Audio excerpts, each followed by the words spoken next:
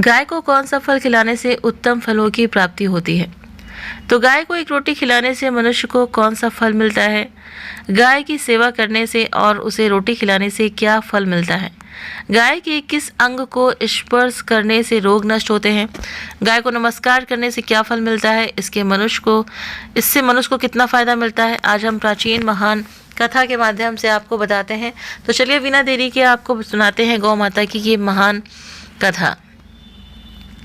एक बार देवर्षि नारद भगवान श्री कृष्ण से मिलने के लिए द्वारिका नगरी में पधारे। भगवान श्री कृष्ण के पास आकर नारद जी ने प्रणाम किया। देवर्षि नारद को देखकर भगवान श्री कृष्ण प्रसन्न हो गए और पूछने लगे, हे देवर्षि, आपका द्वारिका में स्वागत है। आज किस प्रयोजन से द्वारिका में आने का आपने निर्णय लिया? देवर्षि नारद हर्ष के साथ कहने लगे, हे प्रभु, आप तो सब कुछ जानते हैं, फिर भी इस दास से पूछ रहे हैं, भला आपसे कोई बात छिपी है क्या? मेरे मन में क्या चल रहा है, क्या प्रश्न है, आपको भली भांति पता है। भगवान श्री कृष्ण ने कहा, हे देवर्षि, मैं आपकी विद्या को जानता हूँ और ये भी जानता हूँ कि आप समस्त मनुष्य जाति के कल्याण के लिए ही आज यहाँ पधारे हैं। आपने संकोच होकर पूछे, आपके मन में जो भी प्रश्न हो। देवर्षि नारद कहने लगे, हे प्रभु, यदि आप चाहते हैं तो मैं आपसे एक प्रश्न पूछने की चेष्टा करता हूँ। प्रभु, मैं आज पृथ्वी लोक का भ्रमण कर रहा था तो मैंने बड़ा ही विचित्र दृश्य देखा। मैंने देखा कुछ दुष्ट मनुष्य गायों को मार रहे थे, वहीं दूसरी ओर कुछ मनुष्य गायों की पूजा भी कर रहे थे। तो प्रभु, ये दृश्य देखकर मुझे बड़ी व्यथा हुई। मनुष्य खुद के स्वार्थ के लिए निष्पाप पशुओं पर अत्याचार क्यों करता है? हे प्रभु, मेरे मन में जानने की जिज्ञासा हो रही है कि जो मनुष्य गाय की सेवा करता है, उसकी पूजा करता है, उसे क्या फल मिलता है, और जो पापी गायों पर अत्याचार करता है, उन्हें कौन सा दंड मिलता है? इस प्रकार से नारद जी के पूछे जाने पर भगवान श्री कृष्ण मुस्कुराते हुए कहने लगे, देवर्षि महाराज, हे देवर्षि नारद, आपने बहुत ही उत्तम प्रश्न किया। जो गाय को काट देता है उसे तो उसके पाप कर्मों के लिए नरक में दंड अवश्य मिलता है, किंतु जो गायों की सेवा करता है उन्हें उत्तम लोगों की प्राप्ति होती है। गायों की सेवा करने से पृथ्वी लोक पर और परलोक में मनुष्य का कौन सा फल मिलता है, आपको इस कथा के माध्यम से समझाता हूँ। आप इस कथा को ध्यान से सुने। इस कथा को जो मनुष्य सुनता है और इसका प्रचार करता है, उसके समस्त पाप नष्ट हो जाते हैं, उसे धन्य दान की प्राप्ति होती है और मृत्यु के बाद वो मेरे धाम लोक में आ जाता है। अब देवर्षि कहने लगते हैं, प्रभु, ये मेरा सौभाग्य है कि आपके मुख से मुझे ये कथा सुनने को मिलेगी। मैं इस कथा को ध्यान से सुनूंगा और इसका प्रचार भी मनुष्यों में करूंगा। अब भगवान कहते हैं, देवर्षि नारद, प्राचीन काल की बात है। पृथ्वी लोक पर वैवस्वत मनु के वंश के एक दिलीप नाम के राजा हो गए थे। महाराज दिलीप धर्म का पालन करने वाले, गुणवान, चरित्रवान तथा परमकारी थे। उन्होंने धर्मपूर्वक पृथ्वी का पालन किया और अपनी प्रजा को सदैव प्रसन्न रखा। उनकी प्रजा सदैव संतुष्ट रहती थी। मगध देश की राजकुमारी सुदीनाम दिलीप की पत्नी थी। महाराज दिलीप और महारानी खुद बड़ी प्रसन्नता से रहने लगे, किंतु अनेक वर्ष बीत जाने के बाद महारानी के गर्भ से कोई संतान न हुई। तब महाराज दिलीप एकांत में बैठकर सोचने लगे, मैंने कोई पाप नहीं किया और मैंने सदैव ही धर्म के मार्ग पर चलकर सभी कार्य किए हैं, फिर भी मेरे दोष के कारण मुझे संतान प्राप्ति नहीं हो रही। इतना सोचकर वो चिंतित हुए और उनके मन में एक विचार आया कि समस्या का समाधान केवल गुरु वशिष्ठ ही कर सकते हैं। वे मुझे मेरे दोष के बारे में बताएंगे और पुत्र प्राप्ति के लिए कोई उपाय बताएंगे। इतना सोचकर अब महाराज अपनी पत्नी के साथ गुरु वशिष्ठ के आश्रम पहुंचे। आश्रम पर वशिष्ठ जी नित्यकर्म ध्यान आदि कार्य समाप्त करके अपनी पत्नी अंधरुंधि के साथ बैठे हुए थे। उसी समय महाराज रानी के साथ उनके पास गए, उनका दर्शन किया।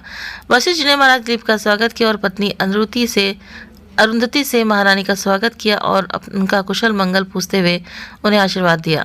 वशिष्ठ जी महाराज दिलीप से कहने लगे, हे राजन, सब कुशल मंगल तो है ना? आप और महारानी का आज अचानक वन में मेरी कुटिया में पधारने का क्या प्रयोजन है?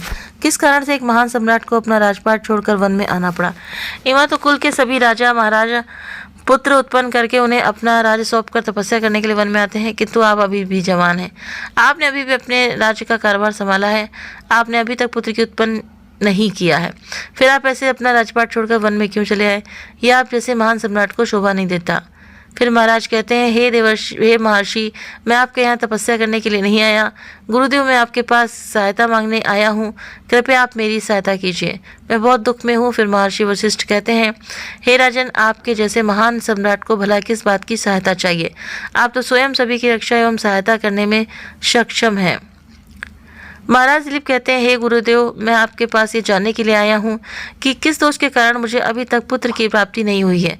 कृपया आप अपनी दिव्य शक्ति से जानकर मुझे मेरा दोष बताइए और उस दोष के निवारण के लिए उपाय भी बताइए। पुत्र के बिना मेरा जीवन व्यर्थ हो जाएगा, मुझे मुक्ति नहीं मिलेगी। तब महर्षि वशिष्ठ कहते हैं, राजन, ये तो आश्चर्य की बात है, मैं अवश्य आपकी सहायता करूँगा। फिर महर्षि वशिष्ठ अपनी दिव्य दृष्टि से महाराज के भूतकाल को देखने लगते हैं तो उन्हें राजा की एक भूल के बारे में पता चलता है। अब वशिष्ठ जी महाराज से कहते हैं, हे राजन, आपसे एक बड़ी भूल हुई है जिसका आपको ज्ञान नहीं। जब आप इंद्रलोक में देवराज से मिलकर लौट रहे थे तभी मार्ग में एक कल्प वृक्ष के नीचे खड़ी गाय और उसके बछड़े को आपने दुर्लक्ष्य कर दिया था। वो गाय और उसका बछड़ा अत्यंत भूखे और कष्ट में थे। आपने उस कामधेनु गाय को न तो भोजन कराया और न ही उसे नमस्कार किया। उस गाय ने आपसे सहायता भी मांगी, किंतु आप अपनी प्रसन्नता में खोए हुए थे और आपको उस गाय की पुकार भी नहीं सुनाई दी। आपकी कृतज्ञता को देखकर वो गाय अत्यंत दुखी हुई और उसने आपको श्राप दिया, हे राजन, जो मनुष्य गाय को कष्ट में देखकर उसकी सहायता नहीं करता, भूखी गौ माता को भोजन नहीं कराता, उसे तो महापाप लगता है और उसी गाय के श्राप के कारण आपकी कोई संतान नहीं है। इस प्रकार से महर्षि वशिष्ठ ने महाराज दिलीप को उनके दोष के बारे में बता दिया, जिसे सुनकर महाराज बहुत दुखी हुए और पश्चाताप करते हुए कहने लगे, हाँ, ये मैंने क्या कर दिया, मुझ पर धिक्कार है। मेरी मूर्खता के कारण एक गाय और उसके कोमल बछड़े को इतना दुख सहन करना पड़ा। मुझे तो अब राजा बने रहने का भी अधिकार नहीं है।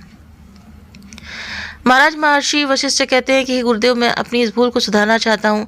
कृपया आप मुझे कोई उपाय बताएं जिससे मैं इस घोर पाप से मुक्त हो सकूं। मेरा अपराध क्षमा के योग्य नहीं है, किंतु फिर भी मैं प्रायश्चित करना चाहता हूं। फिर वशिष्ठ जी कहने लगते हैं, राजन, आप दुखी ना हो, इस दोष से मुक्ति का उपाय अवश्य है। आप मेरे आश्रम की नंदिनी नाम की गाय की सेवा करो। वो उसी कामधेनु गाय की पुत्री है जिसकी आपने सहायता नहीं की थी। अपनी पत्नी के साथ मिलकर तुम उस गाय की सेवा करो, उसकी आराधना करो, वो तुम्हें अवश्य पुत्र प्रदान करेगी। तभी वो नंदिनी गाय बाहर से उस आश्रम में प्रवेश करती है। उस गाय को आता देखकर महर्षि वशिष्ठ बोले, हे राजन, देखिए, केवल स्मरण करने मात्र से ही कल्याण करने वाली गाय ये नंदिनी स्वयं चलकर आई है। आप भाग्यशाली हैं, ये गाय निश्चित ही आपके दुख दूर करेगी। आप वन में इस नंदिनी गाय के पीछे पीछे चलकर इसकी सेवा करो, जंगल में रहने वाले हिंसक पशुओं से इसकी रक्षा करो और आश्रम में लौट आने पर रानी लक्षणा इस गाय की सेवा करें। इससे प्रसन्न होकर वो गाय तुम्हें निश्चित ही पुत्र प्रदान करेगी। महाराज दिलीप ऐसा ही करने का वचन दिया और फिर दूसरे दिन सुबह महारानी ने गाय की पूजा की और महाराज उस गाय को चराने के लिए वन में लेकर गए। जब वो गाय चलने लगती तो महाराज उसके पीछे पीछे चलते, इधर उधर से हरी हरी घास लाकर उस गाय को खिलाते। जब वो गाय किसी वृक्ष के नीचे बैठती तो महाराज भी उसके साथ बैठकर विश्राम करते। महाराज उस गाय के शरीर से डांस और मच्छरों को हटाते और अपने हाथों से उसके मस्तक को सहलाते। इस प्रकार से महाराज उस गाय की सेवा में लगे रहे। जब शाम हुई तो महाराज उस गाय के साथ आश्रम में लौट आए। आश्रम में पहुंचते उस गाय ने अपने खुर से महाराज पर धूल उड़ाई, जिससे महाराज का शरीर पवित्र हो गया और उनके सभी पाप नष्ट हो गए। फिर महारानी लक्षणा ने विधि पूर्वक उस गाय का पूजन किया तथा बारंबार उनके चरणों में मस्तक झुकाया। फिर उस गाय की प्रदक्षिणा करके हाथ जोड़कर वो उसके आगे खड़ी हो गई। फिर उस गाय ने उस रानी की पूजा को स्वीकार किया। रानी पर अपनी दृष्टि डालकर उनके सभी दोष खत्म किए। गाय की दृष्टि पड़ते ही रानी अत्यंत पवित्र हो गई। इस प्रकार महाराज दिलीप को उस नंदिनी गाय की सेवा करते हुए 20 दिन बीत गए। फिर 21वें दिन महाराज जब गाय को लेकर वन चले गए तो वो गाय चढ़ते चढ़ते हिमालय पर्वत पर चली गई और महाराज भी उसके पीछे पीछे चले गए। वहाँ उस पर्वत पर खड़े होकर महाराज उस हिमालय पर्वत की सुंदरता को निहार रहे थे। इतने में ही एक शेर ने आकर उस नंदिनी गाय को बलपूर्वक दबोच लिया। राजा को उस शेर के आने की आहट तक नहीं हुई।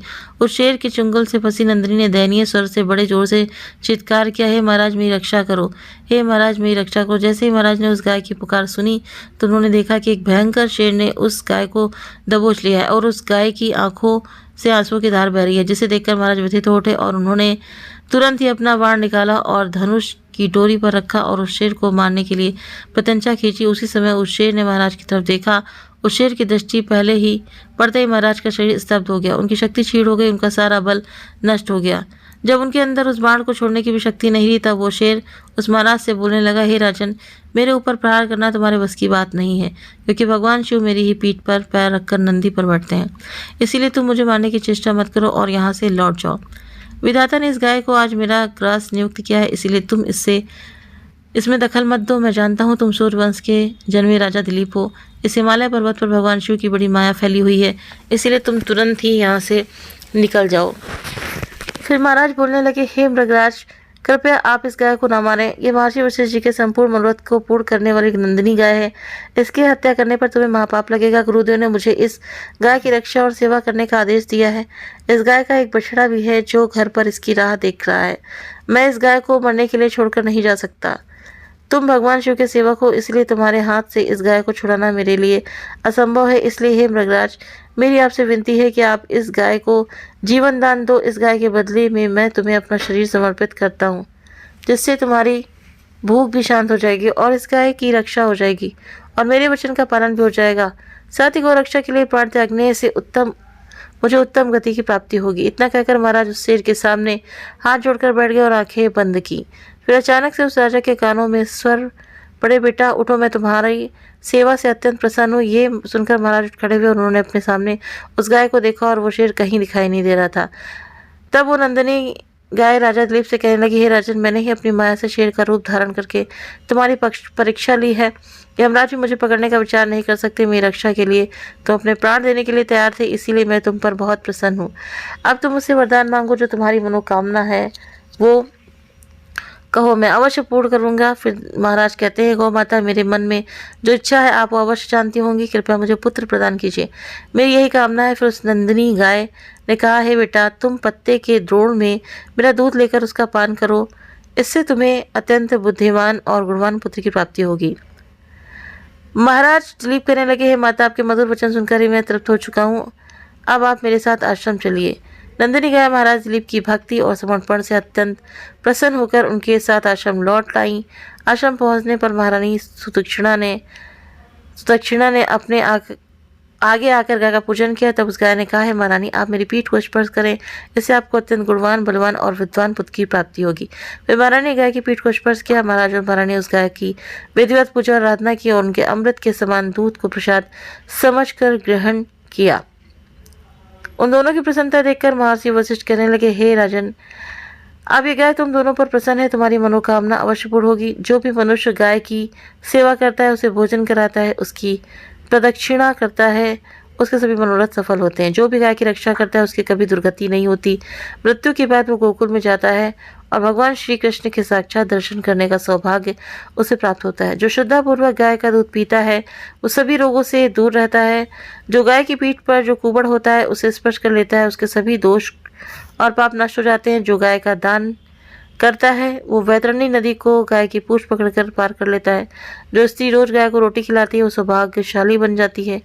गाय समस्त पापों का नाश करने वाली और सभी मनोरथ को पूर्ण करने वाली है, अतः सदैव इसका रक्षण, पूजन तथा इसे भोजन कराना चाहिए।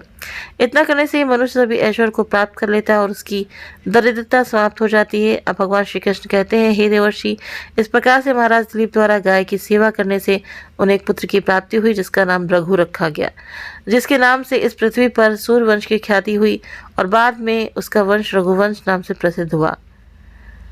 आप भी नित्य गाय की सेवा करें, रोज गाय को रोटी खिलाएं, गाय की रक्षा करें।